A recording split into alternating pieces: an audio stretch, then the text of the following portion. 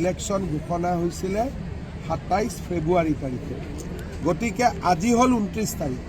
এতিয়া আৰু কোনোবা আহিব কোনোবা যাব, মই নাভাবোঁ যে এইবিলাক যুক্তিৰ কিবা বা এইবিলাক কথাৰ কিবা মূল্য থাকিব। কোনোবা আহিলে যোগদান কৰিব পাৰে, কিন্তু এতিয়া যেনেকৈ যোৱাকালি কোনোবা যুৱকে বিজেপিত যোগদান কৰোঁতেও মই কৈছোঁ যে এতিয়া ইয়াত আহি আৰু টিকেট পোৱাৰ পৰিৱেশ নাই।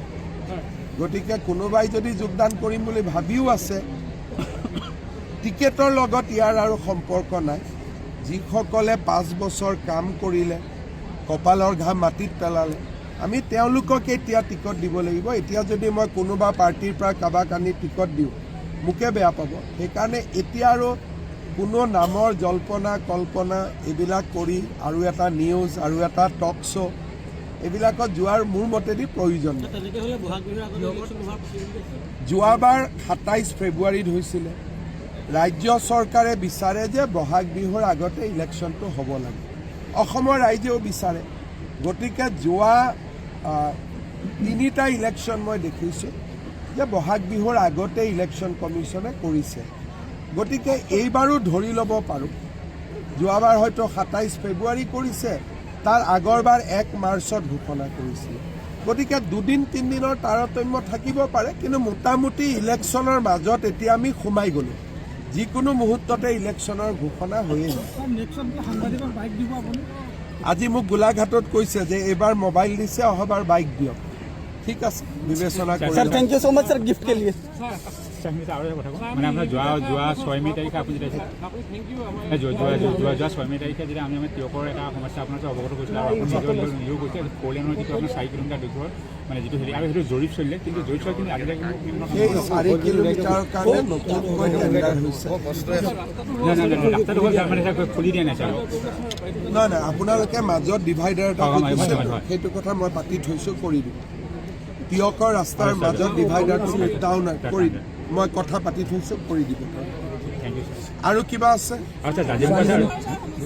লুৰিণজ্যোতি গগৈয়ে কৈছে, প্ৰত্যাহ্বান জনাইছে যে আপোনালোকৰ মুখ্য কাৰ্যালয়ত শ্যামাপ্ৰসাদ মুখাৰ্জীৰ দাঁতিতে শ্বহীদৰ কাৰণে একদম সৰু কথা, অহাকালি লগাই দিব কৰিবলৈ কৈছে। এইটোত কোনো কথা নাই। শ্যামাপ্ৰসাদ মুখাৰ্জীৰ কাষত অসম আন্দোলনৰ শ্বহীদক শ্ৰদ্ধাঞ্জলি জনোৱা, সেইটো কোনো প্ৰত্যাহ্বানৰ কথা নহয়। কিন্তু তেওঁ প্ৰত্যাহ্বান জনোৱা মানুহজনে হজৰত মহম্মদে কি কৈছে যে নিজে মিঠাই খোৱা বাদ দিয়াৰ আগতে, বেলেগক পৰামৰ্শ দিয়াৰ আগতে নিজে মিঠাই খোৱাটো বাদ দি।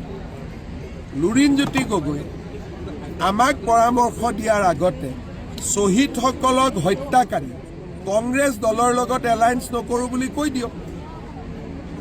তেতিয়া শ্যামাপ্ৰসাদ মুখাৰ্জীৰ লগত নহয়, বিজেপি অফিচৰ একদম সন্মুখতে লুৰিণজ্যোতি গগৈৰ প্ৰতিমাই লগাই দিম, তেওঁ যদি এইটো ষ্টেণ্ড ল'ব পাৰে। তেওঁতো এতিয়া কংগ্ৰেছৰ লগত শুৱে বাৱে কংগ্ৰেছৰ লগত ঘূৰি ফুৰে। কাৰ লগত ঘূৰি ফুৰে? ৰাহুল গান্ধীৰ লগত।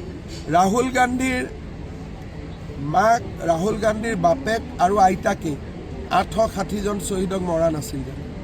মইতো আছুৰ জেনেৰেল ছেক্ৰেটাৰী নাছিলোঁ। আছুৰ জেনেৰেল ছেক্ৰেটাৰীয়ে কংগ্ৰেছ কৰিব পাৰে নেকি? গতিকে তেওঁতো কোনো ব্যক্তিত্বই নাই।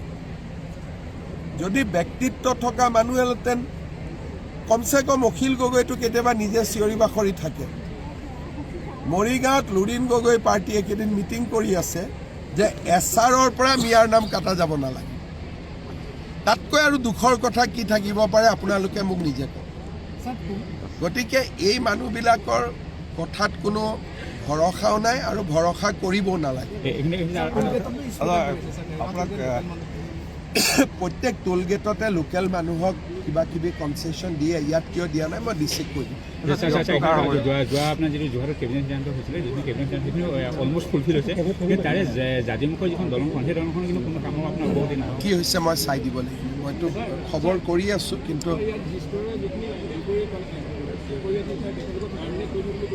মই নাজানো, মই ইমান খবৰো নাপাওঁ।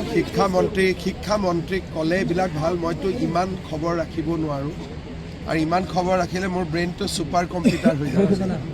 ঠিক হৈ থাকক, হ'ব।